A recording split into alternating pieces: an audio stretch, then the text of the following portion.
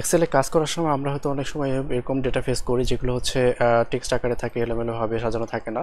তো এমন ডেটা যেগুলো হচ্ছে ধরেন এখানে নাম আছে একটা পার্সনের, একজন পার্সনের এখানে বয়স আছে, তো এইভাবে কমার পরে আরও এভাবে নাম এবং বয়স আছে। তো আমরা কিভাবে এগুলোকে সুন্দরভাবে রো এবং কলামে ভাগ করে নিতে পারি চলুন দেখে নেই। আচ্ছা, এর জন্য প্রথমে আমরা কি করব, এর জন্য প্রথমে আমরা একটা ফাংশন লিখবো, সেটা হচ্ছে টেক্সট স্প্লিট।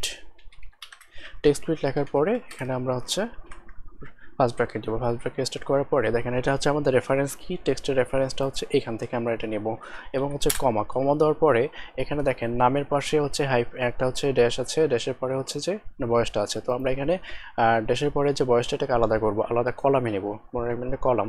তো কলামে নেওয়ার জন্য এখানে কোটেশন দেবো এবং হচ্ছে এখানে যে ড্যাশটা এটা লিখে দেবো।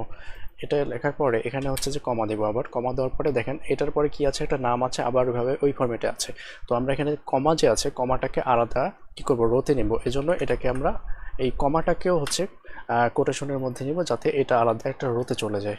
প্রথমে নিলাম কলাম, তারপরে আলাদা করলাম এবং হচ্ছে পরে হচ্ছে রোটাকে আলাদা করলাম আমরা।